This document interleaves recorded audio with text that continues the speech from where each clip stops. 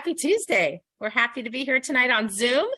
And so Becky and I had some fun today with some of the guys. And so we have a couple things to share with you here, a couple announcements. So first of all, we have a date, a save the date to announce, October 21st of 2023. We want you to go ahead and mark your calendars, although we won't have any of the full details until next year, but we want you to save the dates.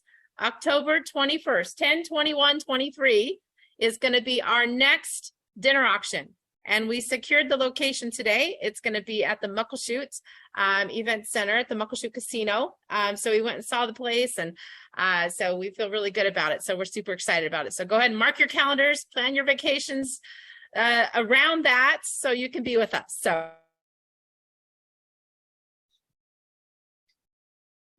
10/21/23. So that's number 2. We also have secured a location. We've been searching. We've been doing solution groups via Zoom since COVID. And as many of you know, hey, Becky, can you hear me fine? Are you here? Okay, maybe she's frozen. Everybody else, I'm fine. Okay, I'm not frozen. I'm good. Okay, cool.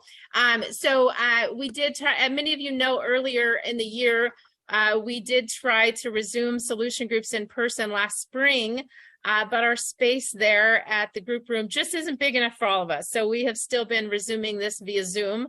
But man, the auction last month, just having all the energy, it really pointed out the fact that we've just got to figure something out. So we've been on the hunt, and we have secured a cool location in Auburn, right off of 167. It's the 15th Street exit. It's super easy for all of y'all to come join us in person at Orion Industries. They are letting us use a beautiful office space that they have. So next Tuesday, we're going to test it out. And so next Tuesday, Giving Tuesday, November 29th, we would love all of you all that can be with us in person. Please join us in person. Come on down to Auburn, join us in person. If you're long distance and you can't join us, the Zoom will still be available. Now, we will need your patience as we work out all the kinks because it's a new location. We're going to have to figure out, Nico's going to help us, but there's going to be a learning curve in us figuring out this new location and getting all of it figured out. So we're going to have kind of some test runs in the month of December. People are still popping on. So we're going to have some test runs, but starting with next week, and you're really going to want to make sure that you are on our text list. If you didn't receive a text about solution group tonight, you're not on the list. So even if you text me personally, that doesn't mean you're on the list. If you are not on our text reminder list, you will want to be. So I'm going to show you here real quick what to do that. Maybe. Oh, maybe I'm not going to do that right now. I'm going to show you later because it's not prepared, but I want to make sure all of you on our text reminder list, super important right now as we're changing each week, and we're going week by week right now as we figure out this new location and new stuff, okay? So next Tuesday, join us in person. If you can be there, we want you all there. It's going to be great. And then we lost Becky. Oh, Becky's back? Becky, do you have anything to add? Maybe Mom's Group tomorrow. Yeah, Mom's Group tomorrow, 11 o'clock on Zoom. You can get the link from me or Angie. You can just message me on Facebook, or email me at becky@battlefieldaddictions.com, or you can private message me on Facebook. Same with you, Angie, right? Yes. But anyway, it's always a great discussion. It's always fun to kind of recap what we talk about tonight and just talk about whatever else is going on in our lives, and going to share about Orion and the meeting room and all that tomorrow, and also talk about the auction too. I think I'm pretty excited already. It's a great space. It was beautiful, don't you think? Yeah, it's really beautiful. We got to get really dressed up this next year. Arch wearing gold. Anyway, that's it, I guess. 9 o'clock tomorrow. Just set aside a little time from your Thanksgiving preparation and join us. Yeah, and there's a few new moms on tonight that I know, and I want to make sure you new moms know that you're totally invited. This moms group is something we do every Wednesday, just 1 hour, get to know each other, but it'd be really great for you all to meet the ladies on Zoom for 1 hour tomorrow morning. So if you can join us, pop me a text. I'll send you the link. It's a special link. Join the ladies tomorrow. It's great. It's great for new people. So please join us. So, okay. Thanks, Becky. All right. Let's move it on back to the crew then. People are still rolling in tonight. This is great. They're still coming. So if you're new tonight, let me introduce you to Mr. Kyle Munkers over here. He is a manager over there at Rebuild Recovery, but he is also our comedian. He brings us Kyle's Corny Comedy Corner each week to start us out. So go ahead, Kyle.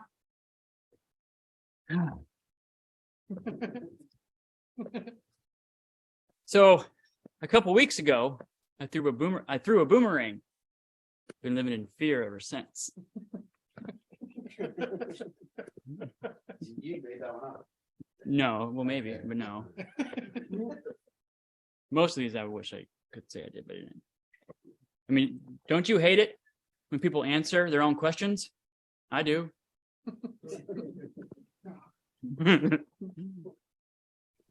You know, I've decided I have a lot of growing up to do. The thought came to me when I was in my fort. It was blankets. It was pretty cool. I finally got a step ladder. I never knew my real ladder.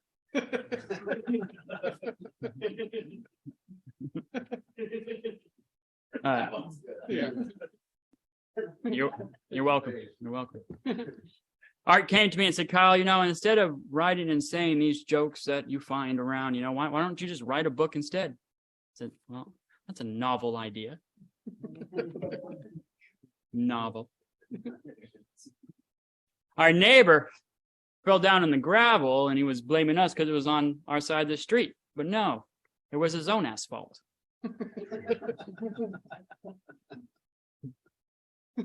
How do you have a party in space? Planet.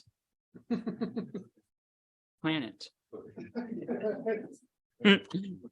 Renee came to me and said, Kyle, I would like to do yoga over at the Kent House. That's going to put me in an awkward position. You know, butt in the air, the whole thing, you know. Yeah. Art said that he's probably going to fire the manager that has the worst posture. I have a hunch. It's me. I finally got the clients to watch Back to the Future. It's about time. What's the difference between Iron Man and Iron Woman? Well, one's a superhero, and one's just a simple command. Yeah.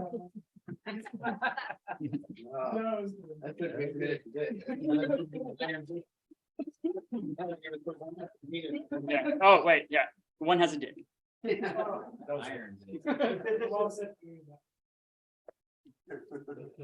There's a pan of the room. All right. All right. Thank you, Kyle. So we have so many new people on tonight for their first solution group. So welcome, everybody. I'm glad you're here tonight. And so let's do a little quick test. Art, can we hear you good? How's that? Oh, yeah. I think we're good. Oh, yeah. Okay. All right. All right. We're ready to go. Yeah, there's lots of new people on tonight. So all you guys, we look forward to saying hi and welcoming you. We will do so a little bit later, but we'll turn it over to Art.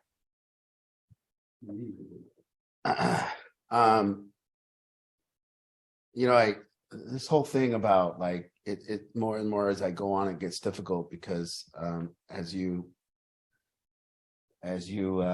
grow in this thing and learn about what we're doing here and you meet people, I think as you grow, as I've grown, people are acceptable where they're at. And you start meeting people where they're at and you start realizing how acceptable that is. And then this like elephant in the room happens that, yeah, but we're here to change. And then we begin to talk about Nick, you distracted me. Get up. So then that forces us to talk about these things about change, and then you get in this awkward position where you begin to talk to people, and you're in that self-help world or whatever it is, and I don't really like the world, and I don't like being a part of it. I do enjoy the conversation about it, but it always kind of lends to the fact that like I've changed and then you need to change or something. And I think that that's just not how it works. I mean, definitely there's some evolution and things have improved in the way I look at life. And I try to get that across, but so I'm trying to hand you something. And then the question always comes to me, well, how do I help people? What is it that I do? And I have to look at how things have helped me. And one of the things that is true is that as you go along in this thing, and as you read, and as you learn, and as you listen, hey, pay attention. As you go through this thing, learn, listen, read, look into things in what it would mean to improve your life as a human being, and you go through this process, what happens is you end up with these things called epiphanies. You end up having things show up for you that you never knew were there. And what we call those things is, and if you ever do the forum or you do any type of training, what these things are called is called distinctions. And so what a distinction is this way of looking at something like you've looked at it forever, but somebody points out something. You know those pictures on the wall that people stare at and you can't see it? But then when you see the thing, you can't unsee it. And that's like this.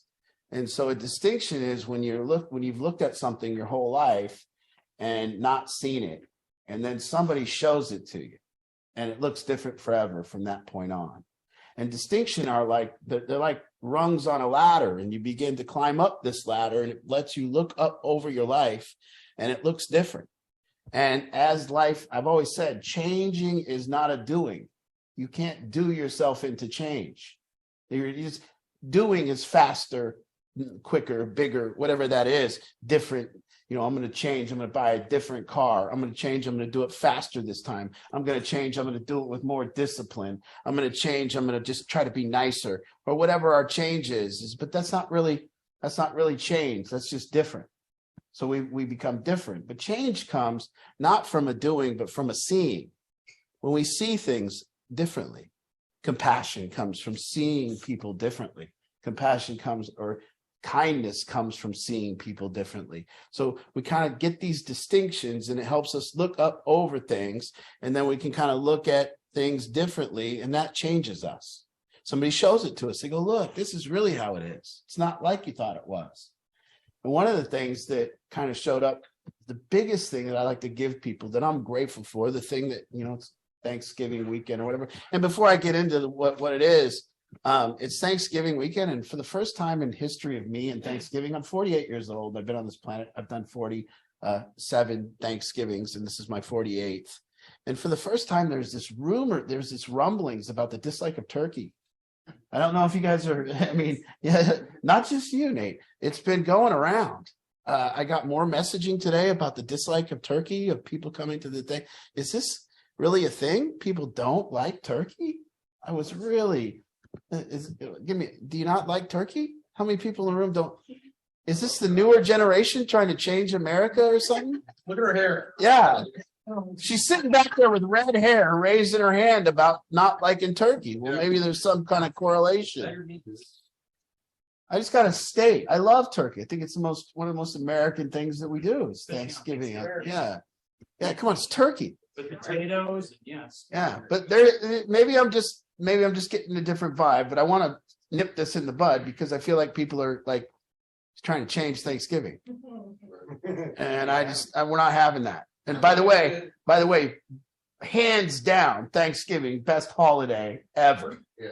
There's nothing that even competes. Yes.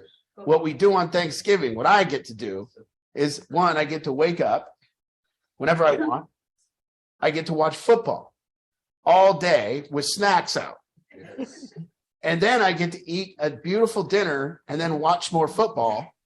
And then I get to go to bed. And I get the loving connection with the people in my life. And I don't have to buy presents. You don't have to prepare for it. You know, it's beautiful. So let's not taint Thanksgiving anyways. With not liking turkey. I mean, what would you have? Ham. Nico, you see? Yeah, Christmas ham. Thanksgiving turkey. This is the problem with the new generation. They just don't have enough respect for what's true. What's yeah. Huh? I won't. I don't have to. So the thing that I'm trying to hand you, the distinction that I'm trying to give you is relationship distinctions. What I've been trying to teach you in the 4 positions and how people relate, meaning people in our life are either in one of 4 positions, one being the first position, and the ultimate position that we'd like people to live in is to be a leader or creator. The second position is to be an initiator on their way to being a leader or creator. The third position, which starts getting very dicey, is a human being that begins to react to life, a reactor, person who's reacting to life. And then the fourth position that a lot of people come to us in is a failed position, one where negative outcomes have become kind of consistent in my life, and I've become a person who expects negative outcomes. So these 4 positions are a distinction. And now you can look at people and relationships, and you can see which position people are operating from. And one of the things that I'm trying to do most with people is, and just for anyone that's new, I can't really give people a formula for not using drugs. So if people come to drug treatment, my mission here at drug treatment is not to convince people to not use drugs. My mission here in drug treatment is not to convince people a way of not using drugs. That would be like trying to convince somebody to not eat pie or try to convince somebody to not smoke cigarettes. That's of our own doing. It's an assumption that when people come to me, that's their own battle not using drugs.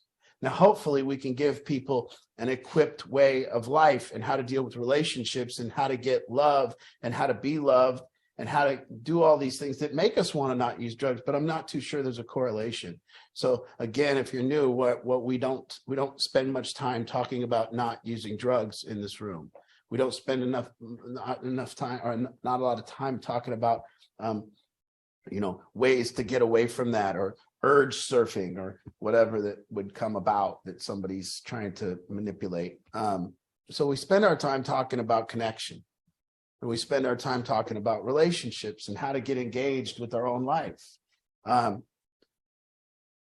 So the first thing that if you want to put up the 4 positions real quick on some slide, in being an initiator and being a creator or a leader, somebody in your life that's not a victim and not a reactionary person to life, I want to give you something that I learned a long time ago. And I hope that you take it. And I hope that you see it and grab this, because I believe that it to be the secret to life, truly, the secret to happiness, the secret to all of it. And that's this statement: I am what relationship is. I am what that is. And I want you to dissect this sentence with me. And, I love the thing where people say I'm in a toxic relationship. And anyone can argue this with me, but only a toxic person can be in a toxic relationship. 100% impossible. Only an unhealthy person can be in an unhealthy relationship. If you know any healthy people in your life, really healthy people, I want you to also note that they're not in an unhealthy relationship. If you know any people that you don't consider toxic, kind of look and see they're not in a toxic relationship. And notice that kind of sentence, the blame in it. I love that. I'm in a toxic relationship and I need to get out because I'm perfect and the other person is toxic. That's what it always means. And you never see somebody say, I'm in an unhealthy relationship and therefore I'm unhealthy. That's not really the conclusion that they're after when they say that. And so a lot of people are saying, I'm in an unhealthy relationship. And what they mean by that is the other person is unhealthy. And then they say they're in a toxic relationship. And what they mean by that is the other person is toxic. And what I say is, I am what relationship is. I am healthy, therefore I'm in healthy relationships. Was something going on? No, I'm getting here. I am healthy, therefore the relationship is healthy. I am annoyed, therefore the relationship is annoying. I am angry, so the relationship is angry. I am frustrated, so therefore the relationship is frustrated. So to take this piece of information and understand that is the key to your life, and understand that I am what relationship is. I am what that is. So tonight, if I come to this group, guess what? If I am flat, this group will be flat. If I am angry, this group will be angry. If I am happy, this group will be happy. I am what relationship is. And this is what people aren't understanding, because most people, and we've really adopted this as a society, that I am what it is. It is what I am. So if this is boring, then I am bored. If this is hard, then I am difficult. If this is if this is scary, then I am scared. Whatever it is, I am.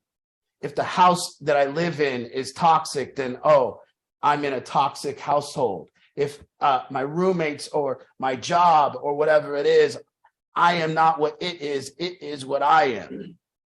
And I think that people need to truly understand this and ask questions about it if you don't, because it's ultimately what responsibility is. It's not paying my bills that makes me responsible. By the way, I pay my bills, that gets me cable. I pay for my car payment, that gets me a car. I pay for my houses, that lets me keep my houses. That has nothing to do with responsibility. I'm so sick and tired of people saying I'm responsible because I pay my bills. That ain't shit.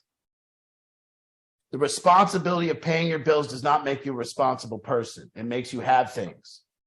But what responsible is, I walk in a room and it is what I am.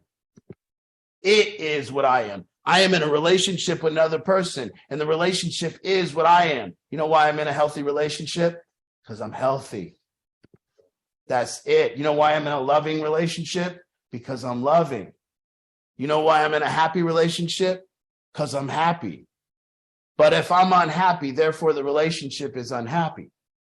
I am what relationship is. I am what life is. I am what this room is. And by the way, this equals two things. And it's the two things that I just want to put in and hand it to you and say, fucking take it. Take it. You are power and you are responsible. Stop saying that you are. If you walk into this group and this group isn't good and you say that group isn't good, that's because you're not good.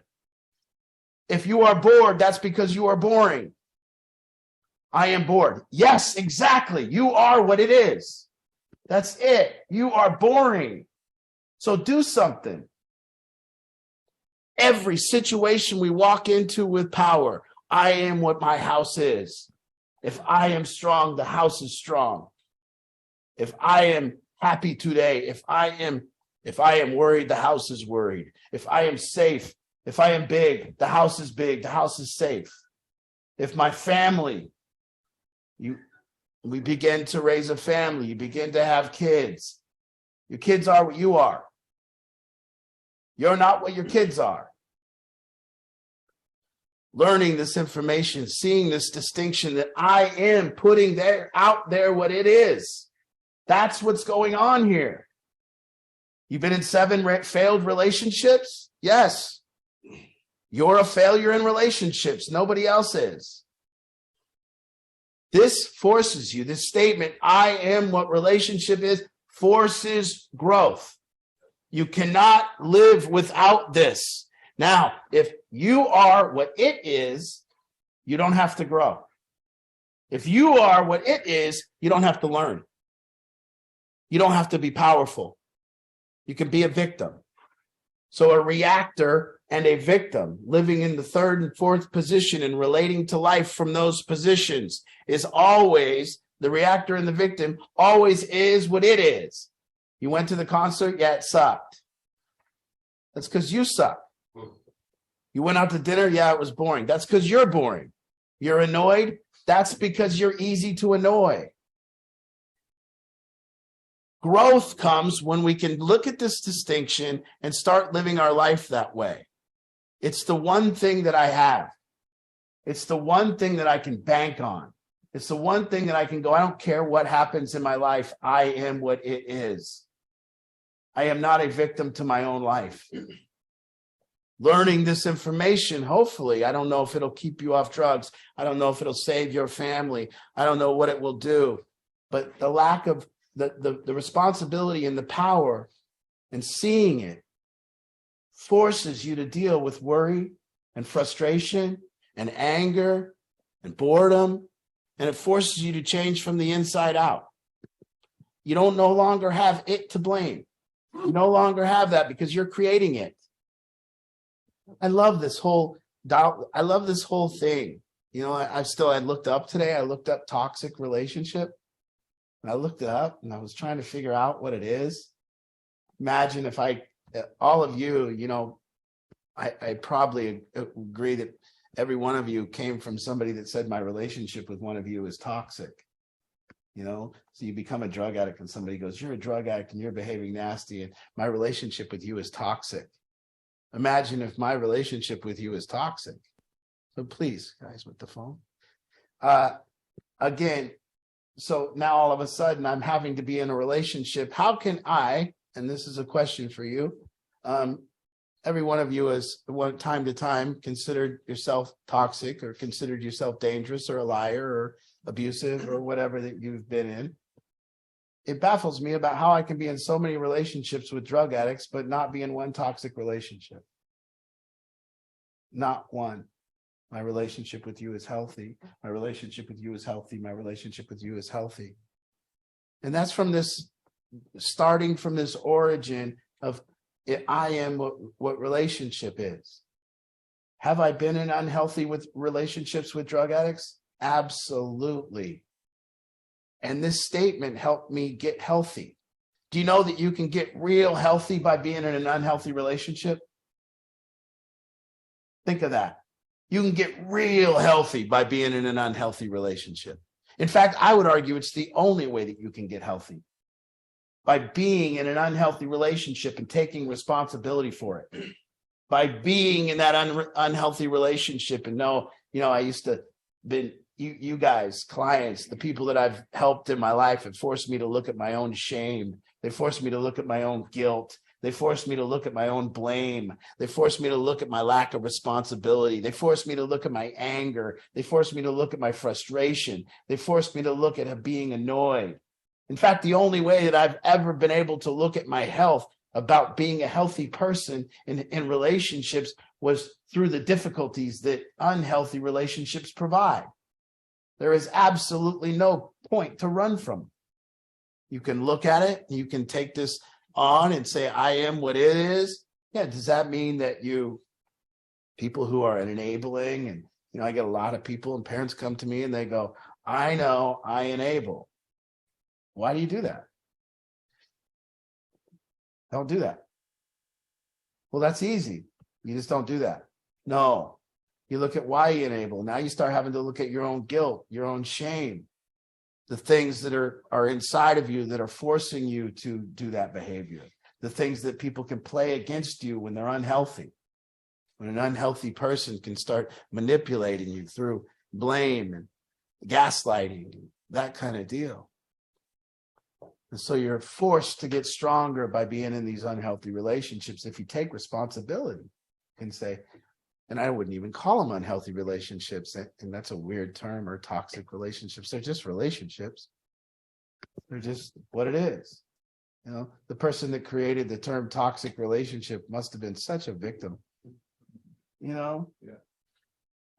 And they're not, and it's such nonsense. The person that said we're just in an unhealthy relationship. They always say it with anger. You never see somebody go, man, I'm just in an unhealthy relationship. Or the word complicated. Oh yeah, it's complicated. Complicated. It's complicated. Yeah, that just means you're an asshole. Yeah. Yeah. It's not complicated. You're clearly an asshole. Yeah. I am what life is. I am what relationship is. That's power. That's power. I can move into any house and I am what that house is. I will go to any job and be what the job is. Can you imagine having power like that? my company that I work for, that I'm on the bottom of the totem pole, my company is what I am. If I go and I'm excited about my company, therefore my company is exciting. If I go and my company is, and I'm, a hardworking team member, then my company is a hardworking team-like environment. But if I go and I'm toxic and I'm looking to be offended, and I got to look for people that are toxic and stay away from them, guess what? You're causing it. I've had hundreds, I'm talking hundreds, and I will say this just from experience, not because I'm trying to be biased, hundreds of female people looking for sober living. And they call me and they say one thing when they're moving from another sober living to my sober living. They say, I got to get out of this house. There's too much drama. I hang up because I know what's coming. The most drama I've ever seen. In fact, I would argue that if you've ever heard anyone say they got to get away from the drama, run. They're bringing it with them. Run. They are what life is. I will run from anyone that says, I don't do drama. I know you do. I've never even said that word. Drama's fine. What else is life? Imagine. I don't do drama. You got to get away from the drama. I know, baby bird.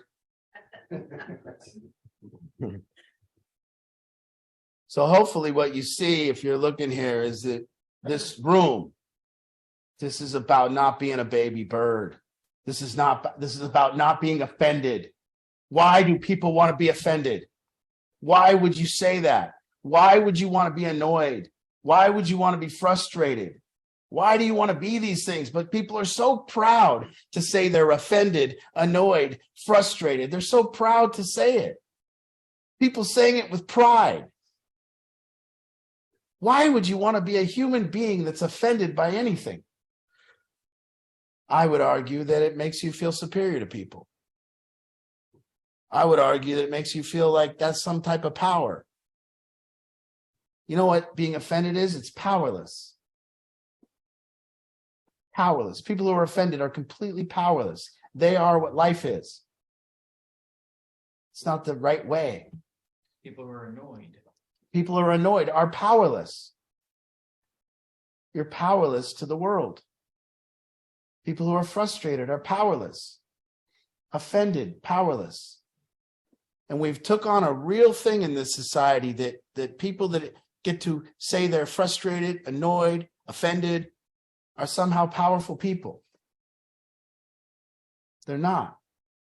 They're just assholes in disguise. They're blaming other people for the way they feel. Ultimately not responsible for their own. Can you imagine, out of all things that you could be responsible for, why don't people be responsible for the way they feel? Why isn't that one exciting to people? It's not. They give that power away all day. I'm going to pout today. I'm going to spend my day in my room pouting and sulking. Good for you. Why? Because somebody offended you yesterday, something didn't go your goddamn way. Jesus. So I'm going to sit in a room and I'm going to not talk and I'm going to wait for people to ask me what's wrong. And when they ask me what's wrong, I'm going to say, I don't want to talk about it. And then I'm going to put on a big show that I'm pissed off and frustrated. And then finally I'm going to open up and I'm going to go, I'm just so annoyed. Other people just don't behave as well as me. Shut up. Do something about it. This is about power. This is about loving other people. And this is about mental freedom. This is what you're going to want in life. Maybe not now, but later. To have power. To not be offended. Say whatever you want. Whatever you want. I learned in kindergarten that words would never hurt me. It was so clear to me. I was like, so cool. Words will never hurt me. That's not the way our society is anymore. I got to be careful. I don't want to offend anyone and have them go somewhere else and not love me. I got to watch what I say. Because if I help people, I got to tell them real delicately that they might need help. People come to me and they want help, but don't tell me why I'm not perfect. What happened? Who told me I wasn't perfect? I'm out of here. He didn't like what we believe in. I didn't like what they believe in. They don't like what I believe in. So we can't do business. Imagine your roofer shows up. Well, what are you? I see you're going to go up on my roof. Are you a conservative or liberal? What's your opinion on Black Lives Matter?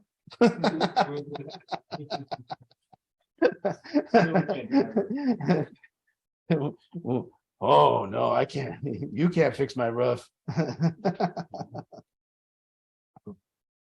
And now we're becoming a society that doesn't like turkey.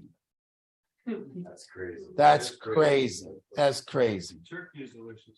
Turkey is delicious. You put some brown gravy on there. You mix it up. You get that skin. It's all roasted on the top involved. Put some stuffing with it. Oh, you put the stuffing on there. Come on, people. Let's go. Turkey is the problem. Yeah. Yeah. Sandwiches. Turkey sandwiches.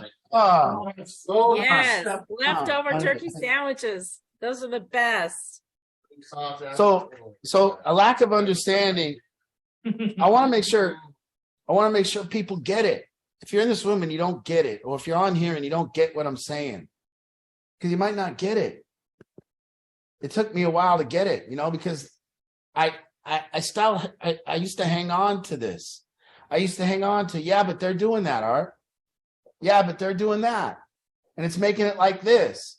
And they're doing that. And it's making like this. And I don't like that they're doing that. And then when I say I am what relationship is, I don't think people have gotten high up above enough to look down on it and see what I'm talking about. But they nod like you get it, and you might not get it. And it took me true power to get to a place where I am what it is. It took a lot of work. It took working through my frustrations and my insecurities and my annoyances. And it took ultimately responsibility. Yeah.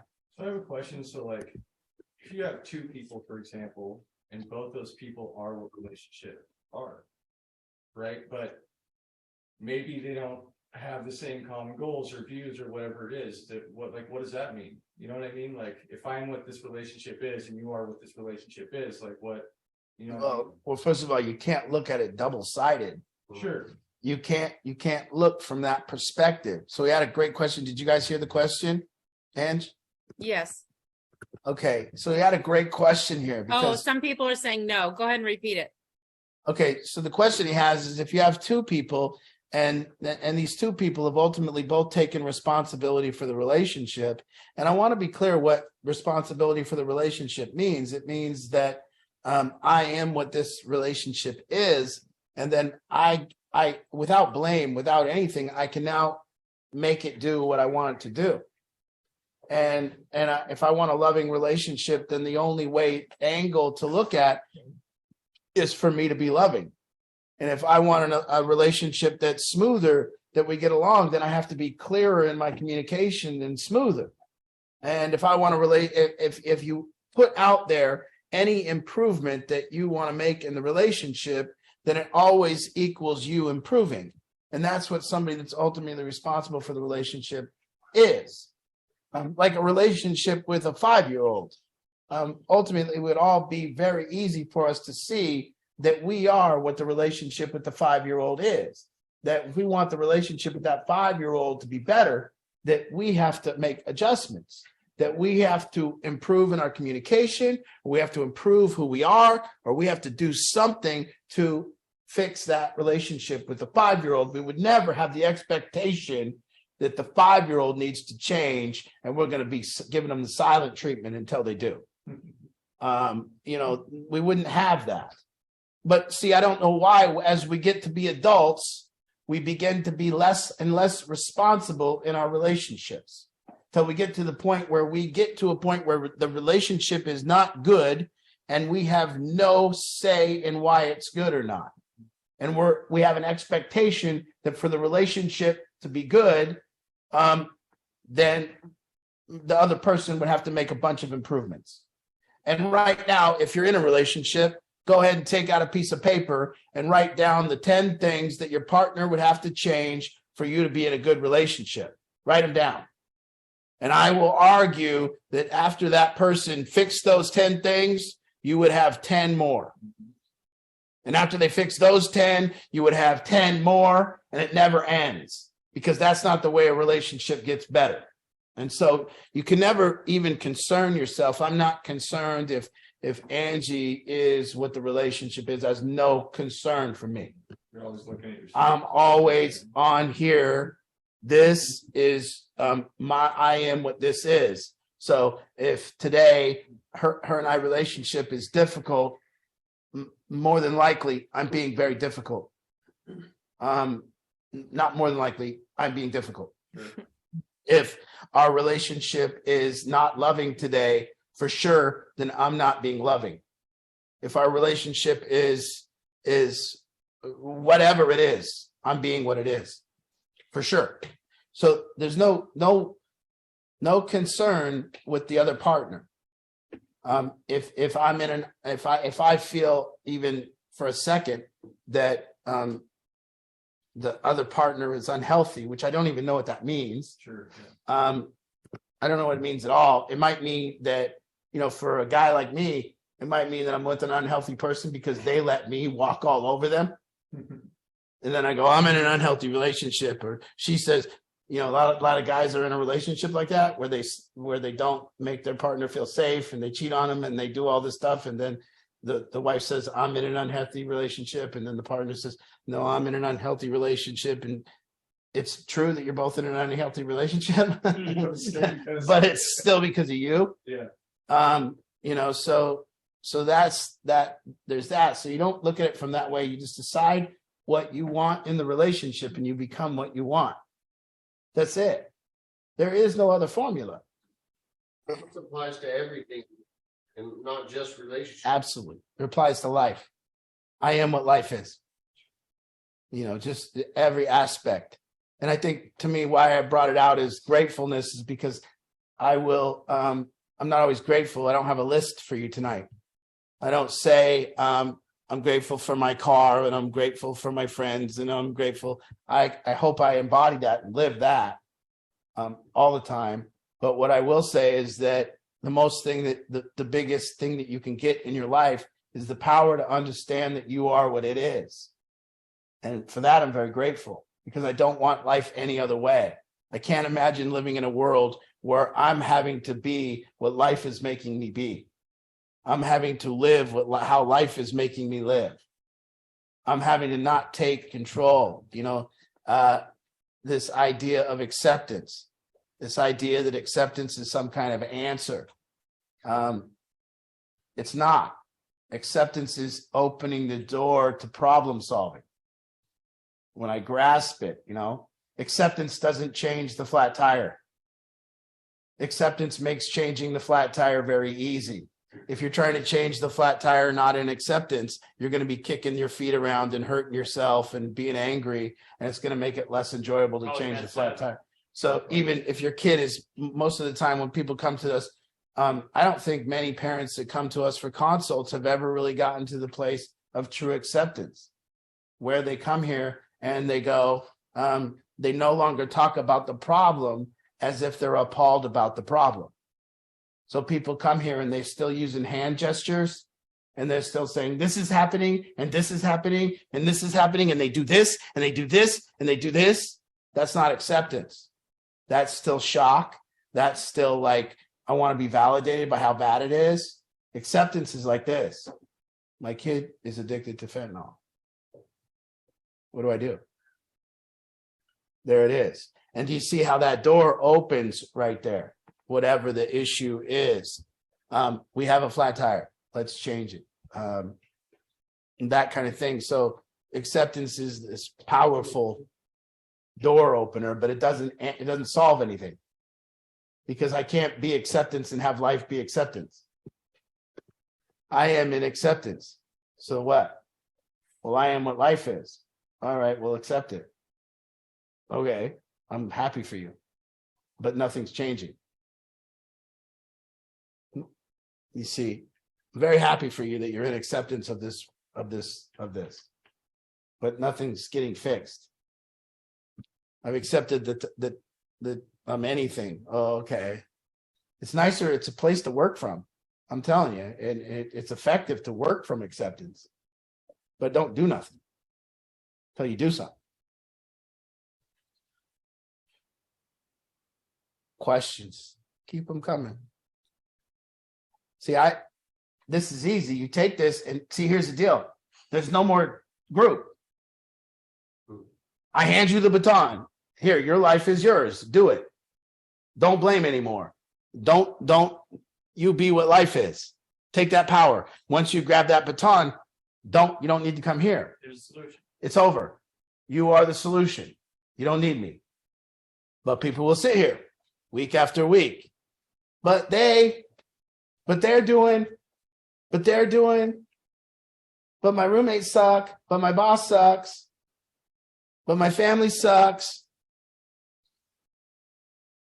You are what life is. I can give it to you now or later. It's either good news or bad news. Ultimately, it's just taking 100% responsibility for your own life. Yeah, that's it. But responsibility but that just opens the door. You see? Because the reality is, after that statement, after the acknowledgement that I am what life is, the work starts. You see, blame protects us from the work. But if there's no more blame, and you can't be offended, and you can't be annoyed, and you can't be frustrated, and you can't be worried, and there's no more blame, well, the work starts. So here's the challenge. I want you to not be annoyed, frustrated, angry. And I also don't want you to blame. Try that. You see, it forces an inner thing. Oh, lo and behold, when I figured out that I am what life is, I didn't want life to be angry. You know what I had to do next? I had to absolve myself of anger. And you know how I had to get rid of anger? By not being angry. I had to look at what was going on with me. I had to look at my insecurities. My anger could always be traced back to why I'm insecure about something. So why I'm scared, why I don't feel safe, why I'm in fight or flight over somebody saying mean words to me. So now I have to take those words and I have to sit down there with my body and I have to feel it. And I had to absolve myself of most of the anger that was there. Because I can no longer blame. So now you can be saying some really weird, rude shit to me and some really mean things, and I won't be angry. And that's from the work. Not all the time does it work, but an acknowledgement. We're doing it. I don't know why it don't give more relief. You guys should be up, like, we could turn on the house music and just rave from here on out. You know? But it's not that great news. Because see, people like to blame. People like to be a victim. You don't got nothing else. So good. Tell me how your parents fucked you over. Awesome. What does it get you? It gets you a few ohs. Gets you a little poor you. Well, here we are.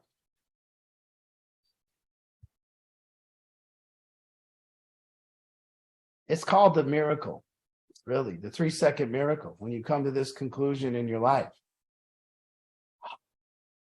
I can go into any house from here on out and change it. I can live with anybody and make it different. I can improve the quality of a house. I can improve the quality of a job. I can improve the quality of the store. I can improve the quality of an experience. I can improve the quality of anything I do. Yes. That's powerful shit. Unless some people are bigger than you. I remember you saying that once we were camping and breakfast was all disorganized. You go watch them, it changed this experience. Yes. And we formed a line and got people doing this and doing that. When you hit music, all of a sudden it changed the experience. Yeah. So And here's the deal, you know, we all know. That's the deal. We all know how to screw it up. We all know how to make it worse. If I ask anyone on here, how do you make a situation worse? Everyone on here, they know the answer. But it's a different question when people ask you, how do you make a situation better? Because making a situation better takes responsibility for the situation. Always. See, making it worse, that don't do nothing. There's no responsibility in that. Pretty easy too. It's pretty easy. Try and blame it or give it to somebody else. But in order to make any situation better, you're going to have to take responsibility for the situation. You want to make a game better? Thanksgiving night. Oh man, people always they want to do this to me. This is my one pet peeve with Thanksgiving, but I'm okay with it. For some reason, every Thanksgiving, people want to bust out board games and shit. And I can get to be a real asshole when people want me to play board games. When I can make it worse. Or I could make it good.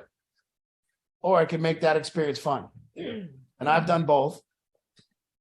Normally I lean towards making it fun. After I've already won my bet on the football game. Play Monopoly with real money. Yeah. Yeah. Oh, anything's better if you bet on it. Yeah, oh yeah. Yeah. This is true. Yeah. We're gonna play Trivial Pursuit for no money. No, we're gonna play charades and we're not gonna bet on it. Hell no. We're gonna bet on it and make everything gets more interesting. Play dice. Yeah. Bet on dice. Yes. I've seen people playing poker for no money. That's not poker. No. The part of the game that makes it poker is money. When you remove that, the other. Okay, let's open up here on get some people sharing. I am what life is. I am what relationship is. Listen, just when you hear yourself complaining about your relationship, stop and say it. When you hear yourself complaining about your job, your relationship, your housing situation, stop being powerless. You are what it is. Somebody could come move into that house and make it better. And I just don't know why you don't think it's you. Somebody could go to your job and make it a better job. I don't know why you don't think it's you. Somebody could come into this group and make it better. I don't know why you don't want it to be you. Somebody could come to your family and they could make it better on Thanksgiving. That would suck too. You ever imagine you're sitting with your family and you're all miserable? And then here comes some guy and they come in like, I would hate it. I'm with all of you on Thanksgiving and I'm being an asshole. And then somebody comes in and he's like, yeah, he's great. Everyone's like, we love Mike. We love Mike. Bring Mike back. And I'm like, oh. Off topic, but have you seen that movie called Molly's Game? Yeah. I watched it last night. It was a great movie. Molly's Game. Come on, let's force some action here onto the So people. let's open it up. So there's a raise your hand feature on your device. I just raised my hand. We would love any questions, any comments, anything out there. Those of you who are here for the first time, we'd sure love to meet you and say hi. If you're willing, please raise your hand, unmute yourself, somehow get my attention if you can't figure out that on your device. We'd love to say hi. We've got Yvette first. Let's get you unmuted. I see the grubs out there. Hi, Nancy and Mark. Hey, guys. We'd love to say hi to you guys. Hey, Yvette. Let's see. There you go. Hi. Hey, Andy. Yvette. Hi. Hiya. Snuggled up. Finally getting cold here. Hey, I was wondering, so I'm, listening to what you're saying and thinking there's a lot of situations where I can do that. And the one that I struggle with is when I'm humming along and I'm having the day I want to have, and then I walk into like chaos at my house, and it's chaos, from everybody else around me. And it, like, how do you apply that to that situation? Or like, that's the one I really struggle with, where I'm just like, I'm doing all the things I need to do, handling all the things I need to do. And then I walk in and I feel like I just get kind of slapped across the face with everybody else's decisions. So let me give you, and this is a perfect, I will argue that and this is the thing about living life in the fourth position and third position. When we haven't taken on that we are what it is, we don't take the necessary precautions that need to be taken, and we end up at best being in a reactionary position to someone. Now, what ends up happening is over time, we find the same results.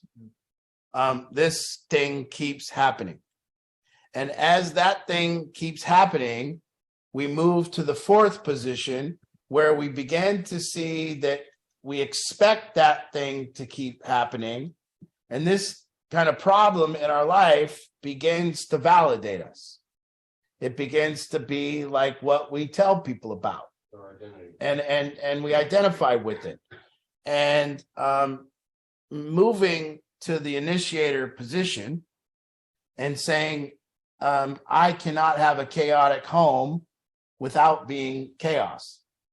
I am what life is. Now, this is the rub of this situation, because this is harsh for people, because clearly I'm not the chaos in their minds. And it makes it real tough for people. But people don't know, and you got to hear what I said here. They don't know that they don't know. So not knowing is one thing, but not knowing that I don't know that I want this in my life, that for some reason this thing is validating me, and I'm playing with like a cat with a ball of string.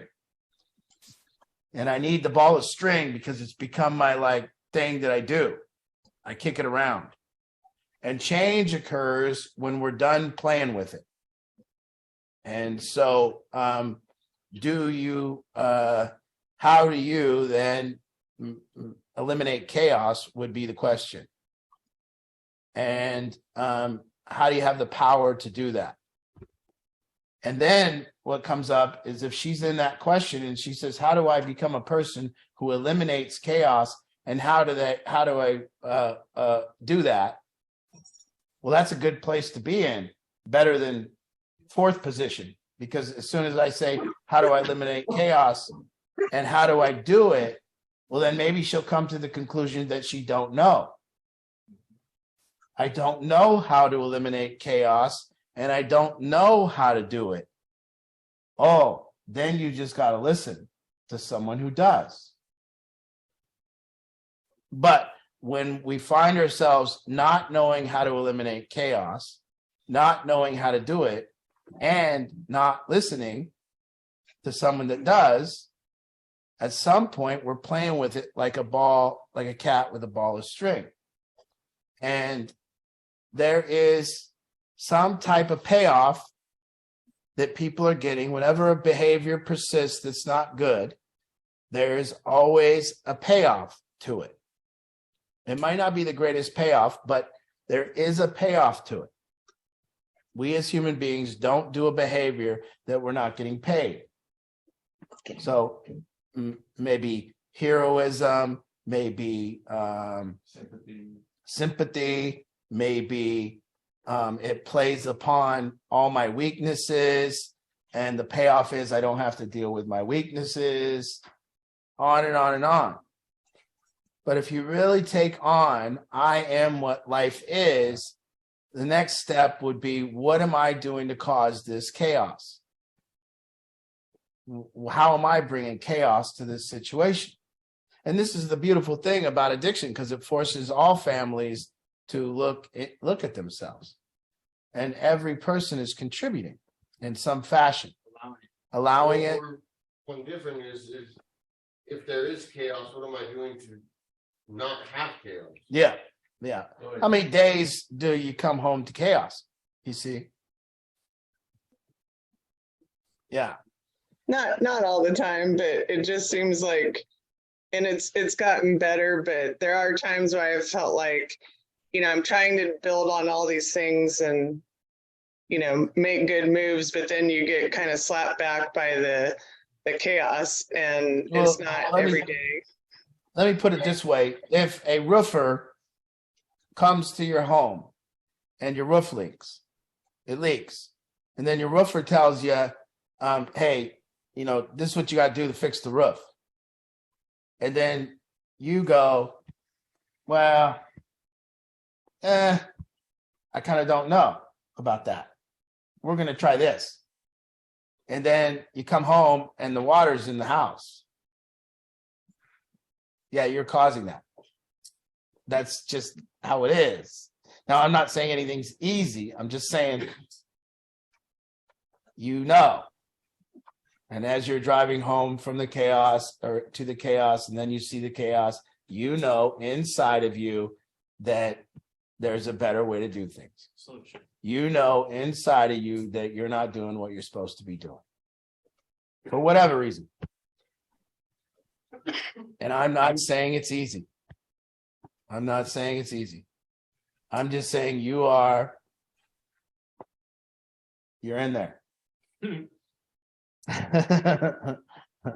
not a bystander, the gatekeeper. You are actually the gatekeeper of the chaos. Here's my chaos.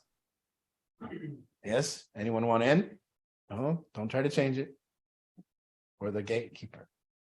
And if it's all the other people, I'd ask myself, what about me allows these people to want to be or allowed to be? Yeah, what's going on here? Yeah. What are these people doing? The question you would ask is if somebody else, think of the healthiest person would they do what you're doing? And I told you, addiction and dealing with people that are addicts, it really helps us get healthier because we're forced to do things that make us healthier. We're forced to do things that's hard for us. We're supposed to do things that the easy way doesn't work. And we have to do these hard things, and we have to say hard things, and we have to be more truthful, and we have to confront, and we have to do these things. And if you don't, this is the beautiful thing about addiction, if you don't confront it, it will take you over. And it'll put you in the corner of your own home and pound on your face until it knocks you out. And then once it knocks you out, it'll start throwing a party in your own home. And the monster will grow, and the monster will grow, and the monster will grow. And inside, every family on here knows exactly what to do. They just can't do it because it's forcing them to look at their weaknesses, and it's playing on their guilt and their shame and their passive aggressiveness and their their lack of truth. Everything is shining a light on you. And right now, the light's saying, Yvette, grow, do this. If you don't do it, it's not going to get better. The monster's going to grow. Do it. And it ain't going to change until you do it.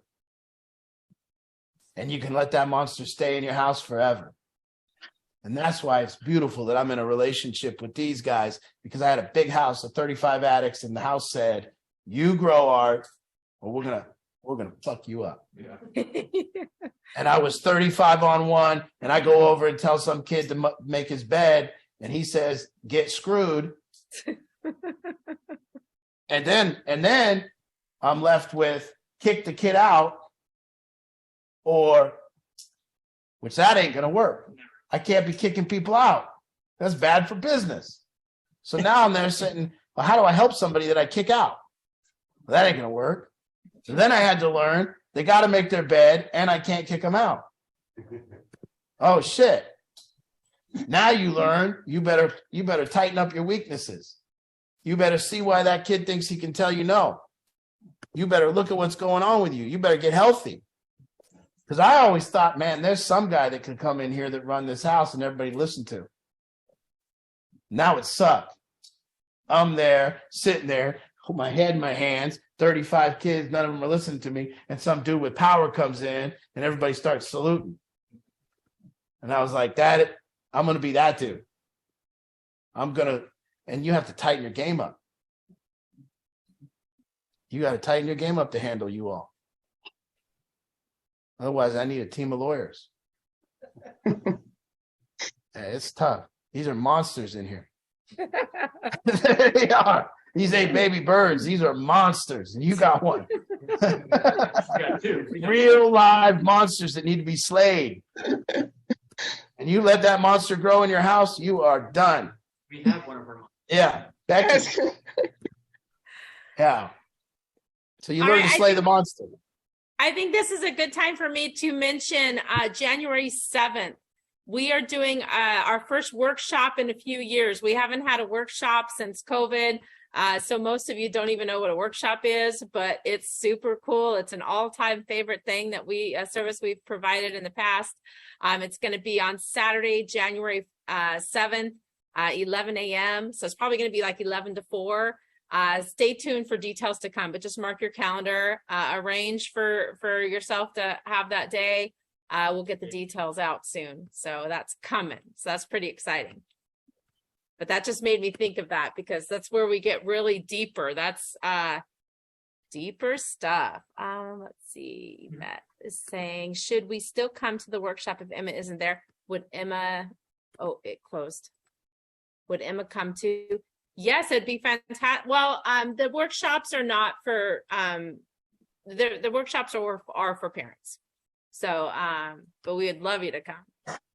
That would be awesome. But they are for parents.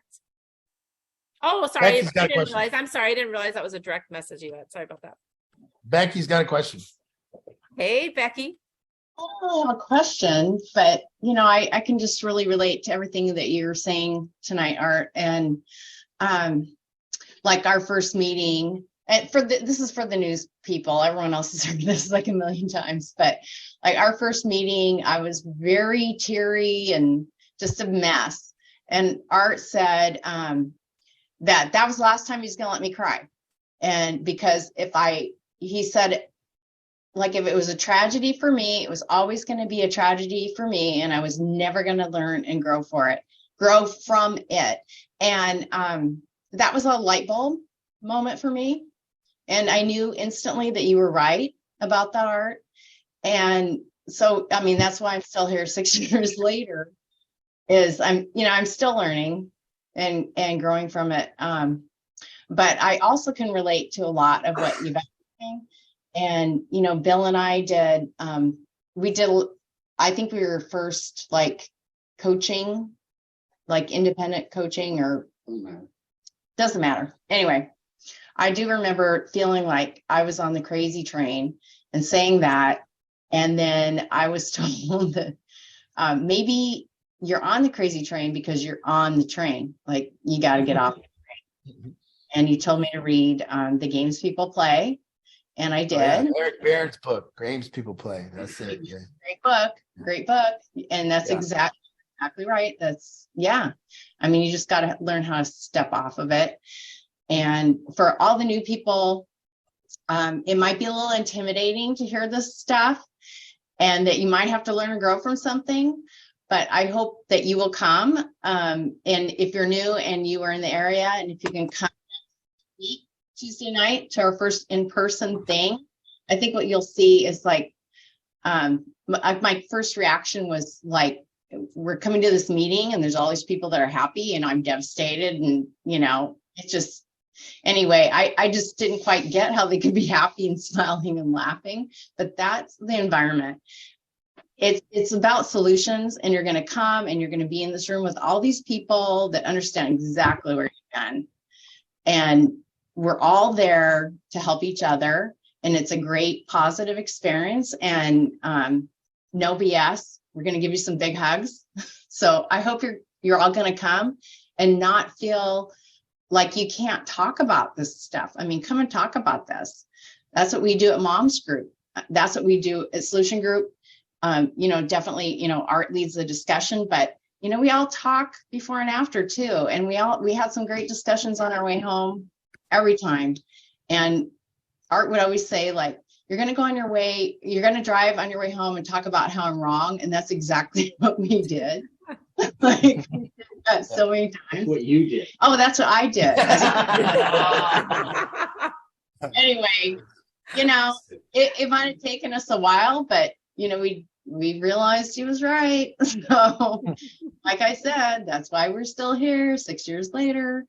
And just come, Well- don't be afraid to come and learn and grow from the experience. You know, I had the horrific experience of having to smoke crack cocaine and do heroin for 17 years to gain some knowledge. Rough guy. So you're welcome for all that I had to go do. That was a long line of research.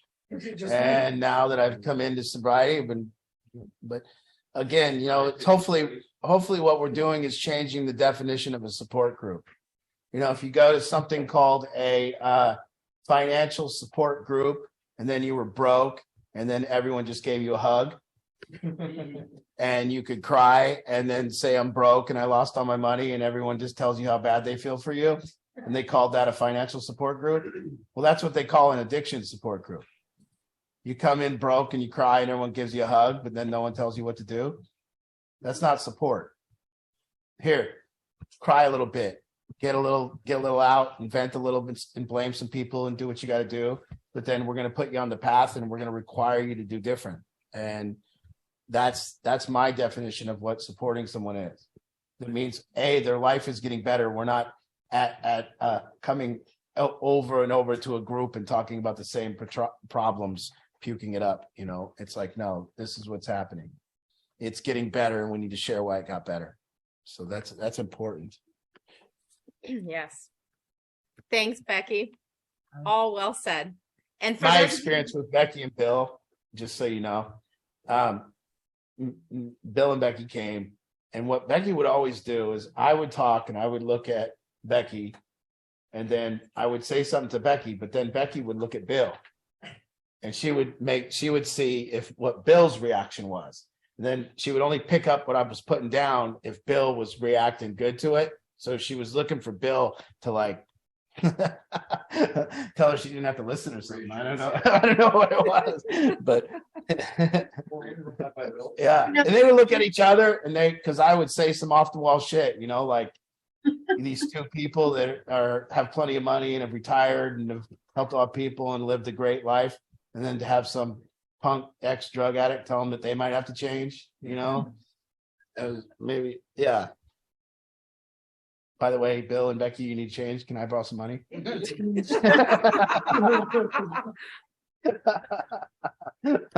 know? Yeah. I'd like you to change, but hey, Bill's got go. A swivel chair. Okay, I guess they don't need the it. best experience we've ever had Yeah, it's the in best any experience we've situation. ever had. in my life. It's the experience. Did you hear that? Yeah, I heard that. I appreciate it. You guys have been you've been the key to the foundation for us the last couple of years, and you continue to be. So thank you. Well, it's because what this has done, what you've done for us, what you and Angie have done for us, what Battlefield's done for us. That's why we're here. So Yep. just, you know, hopefully we can help the next And the people. jokes. Kyle says, "And the jokes." Yeah. And the jokes. Okay, who's next? Let's get one more good one. Yeah. Let's, you know what, and Yvette, before I move on, I wanna make sure people understand this. When we're in a relationship with a chaotic addict or whatever's going on, always there's people around this addict, and it's never usually just one person. And so it's a team of people or a foundation of people that are all trying to help this addict. And people then try to have a one-on-one relationship with this addict, but it's not that way. And so why I'm saying that to Yvette is your dilemma most likely isn't with your relationship with her daughter. Most likely the thing that she knows that she needs to do is some type of lateral relationship. So a lot of the times when we start to begin to work as a family on getting an addict help or intervening on their situation, people forget that all the work is lateral before it's vertical. So that means that you got to line up people to get them on your team, and these people got to be in agreement. And until people are in agreement, don't try to do anything with this person. because that person is going to divide that family. That person is going to divide everyone, and you're going to end up arguing over what to do. So you see, there's no point in trying to deal with this person by yourself if you don't have the full team agreeing and putting the equal amount of pressure on the situation. We have to all be applying the same pressure. This is like whack-a-mole. You pound on one person pounds on a drug addict and it pops over here at Aunt Linda's house, and then you pound on it here and it pops over at another savior's house. And then you push on it here and they're, on and on and on until everyone pushes at the same time and everyone requires the same thing. Then that will work. So people forget about these relationships. When we're teaching relationships here, we're teaching that so people can unite as a family too. Not just, I'm not talking to you about you. If you're trying to be in a relationship with somebody who's using drugs every day or actively getting drunk all the time, this teaching that I'm talking about does not apply. I'm in a relationship with an alcoholic. Well, Art said that I am what relationship is. I must be an alcoholic. No, no, that's an alcoholic. They're drunk. Not easy to talk to them. In fact, there's nothing you can do with an alcoholic until they're sober. There's nothing you can do with a drug addict until they're sober. Nothing. You can talk all you want. Talking doesn't do shit. I would say the other thing is mental illness. And mental illness. Yeah. I noticed my fentanyl addiction is spread my whole family apart. Yeah. They're all arguing over what to do. When I got out of prison, my sister and my brother were there, and then Yep. my mom is like hates my sister right now because she's out of it to her hands. Well, your sister's probably right. Most of the time, what we have found, the sibling is right. And if you just listen to the sibling will be telling the family what to do, but they won't be hearing it. And it's just how it works. The sibling gets done and understands enabling long before the family does. Yeah. And the sibling says, stop doing that. You're making it easy, Your Honor. And the sibling knows what to do. And the parents know that the sibling's right. So the parents are mad at the sibling. And they try to be mad and angry. And they're mad at the sibling because we're mad at people when they tell us the truth and they're right. That's how that works. So the relationship work that I'm talking to the people on here, it applies when your addict is sober, and it applies for the lateral moves that we have to make. Horizontal, maybe not lateral, horizontal moves. So, encouraging what I'm looking at with myself that allows my partner to not take what I want to do seriously. And how are we not on the same page? And how is this dividing us? And let's look at our relationship and the resolve that it is. And let's see if it can strengthen because of this rather than weaken. And in order for it to strengthen, we need to actually, really, really see what our insecurities, because by the way, one person handling an addict with anger is handling that addict with anger because of their fear and insecurities. One person handling an addict with sympathy and enabling is doing that because of their fear and insecurities. So our unsure reaction or our reaction to addiction all stems from our insecurities. Some people do it with anger and hatred because they're insecure and scared and fearful and don't know what to do. And some people do it by enabling because they're insecure and scared and don't know what to do. One looks worse than the other, but actually the one person that's angry is actually right. They're just too ugly when they're doing it, so nobody wants to listen because it looks ugly and it looks harsh. So that's why tough love was created. They say, let's get this person that has the strategy of leaving the addict alone and not enable, and let's teach them to be loving. And that was tough love. And it's right. It works. It's saying we're going to require you to do these things because we love you. We're going to not pay for your place to live. We're going to not buy you a car. We're going to not let you live in our house and die and drink. We're going to not do that. And that's all because we love you. It's not get out of my house because I hate you and I'm angry with you and you're a bad person. It's go to treatment because I love you. And if you don't, then you're putting me in this position where I can't let you be here. That's it. Not a big deal. You just got to go, or you got to go get help because you can't die in my house. It's that simple.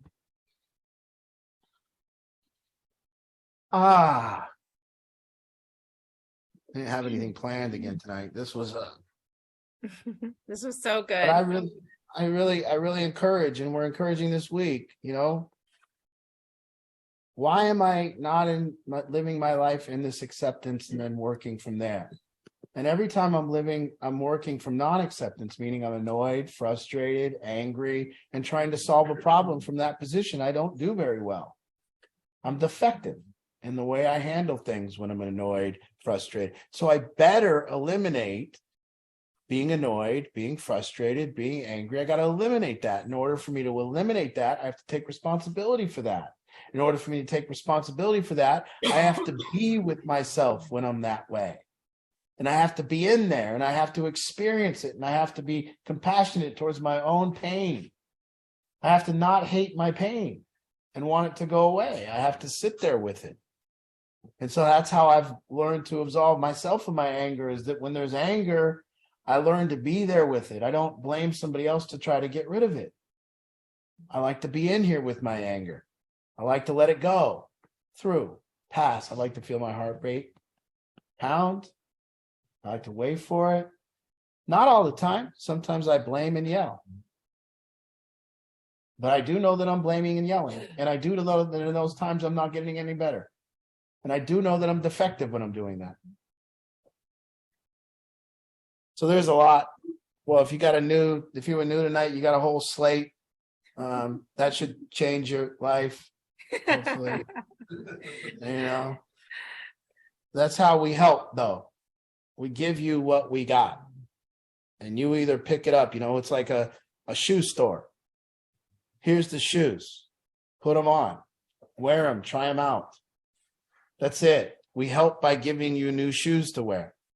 That's it. Put them on. Don't put them on. If you don't put them on, you're going to be hanging around the shoe store a while.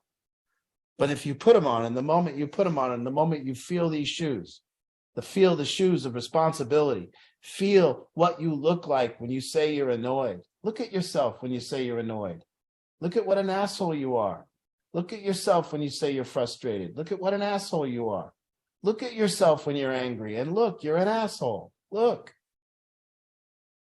So all of a sudden you put those shoes of responsibility on and you see that you can make a difference.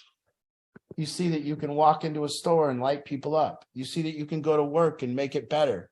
You see that your energy can bring in better energy. You see that you can do this. And you get that experience and you wear those shoes for a while, you won't take them off, and then the work is done here. Don't need this. You can come and share, be compelled to share. Come and say, wow, this is what it was like. This is what happened. These are the shoes I put on, and this is how it's like now. I'm no longer a victim to my roommates. I'm no longer a victim to my job. I'm no longer a victim to my family. I'm no longer a victim to addiction. Addiction is the best thing that ever happened to you. Face it. What else was going to make you learn?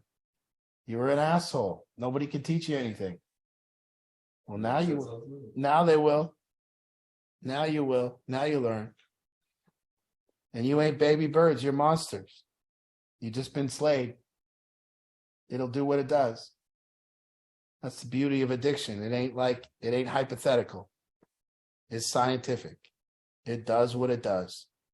And it does what it does to every family, and it shows you your weaknesses as a family, and it shows you your strengths, and it shows your insecurities, and it says, here, grow or die. What do you want? Get better or die. Anyways, I hope you all come next Tuesday to the live one. We haven't done it in 2 years. Yes, a couple reminders for those who, I just have a couple things before we hang up for those who popped on late. Yes, Christy, there's mom's group tomorrow morning at 11 a.m. all you ladies invited. If you don't have the link already, you new people, you can just shoot me a text and I'll shoot you the link because it's its own distinct link. So every Wednesday, 11 a.m. for 1 hour on Zoom. Next Tuesday, in-person solution group in Auburn at Orion Industries. We can't wait to see you all in person. The details will come out on Facebook and via text on the auto text reminder list. And then we're looking at December 7th for our group coaching. Stay tuned for that official announcement for December 7th, Wednesday group coaching. And then January 7th is the workshop. Make sure you mark your calendar. This was fantastic. Becky's got one more thing here. Let's get you unmuted. Another cat. Go ahead, Becky. Oh, look at that cat. It looks like a statue. Oh my gosh, look at it. Yeah. Jeff's going to be over to pick up that cat. Yeah. We got 5 cats here at the kid house, so we're going to need that cat. Brick loves Jeff. Anyway, Angie, are we doing some raffles? Oh, yes. We are for Giving Tuesday. Yes, we have a big, beautiful basket that was left over from the auction. Well, my sister Tiffany won it and she flew to Virginia. I don't know what she's thinking. It's this huge basket. It was a really popular one. It was the harvest basket. So she left it for us to earn some more money from. So we're going to sell some raffle tickets on Tuesday, next Tuesday during Solution Group. Well, you can do that. You can bring some money and get some raffle tickets.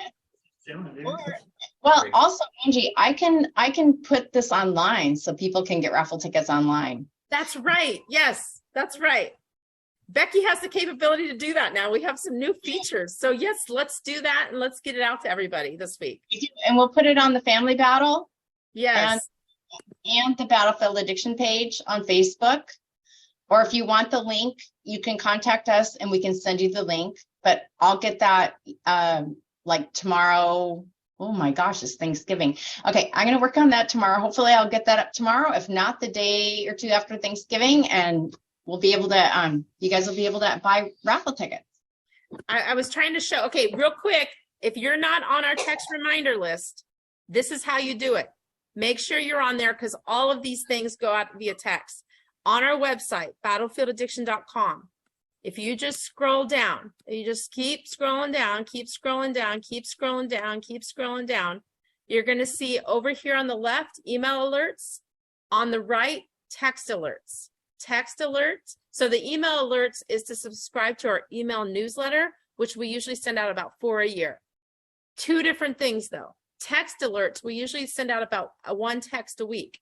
When you click sign up, then you put your phone number and your name. And only you can sign yourself up because you have to give it permission. And so if you've never done that, you're not on that list. So definitely we keep everybody updated. You get about a text a week, reminders on all these changes occurring right now and all these transitions. So you definitely want to be on that. So just battlefieldaddiction.com. Awesome. Can't wait to see you all in person next week. And you guys have a great Thanksgiving. Thank you, everybody. Good night. Good night. Yes, there's Mom's Group tomorrow. And Christine, we'll see you in the morning. Hi, guys. Thank you. All right. Good night, What's everybody. going on that phone? Good night. Good night.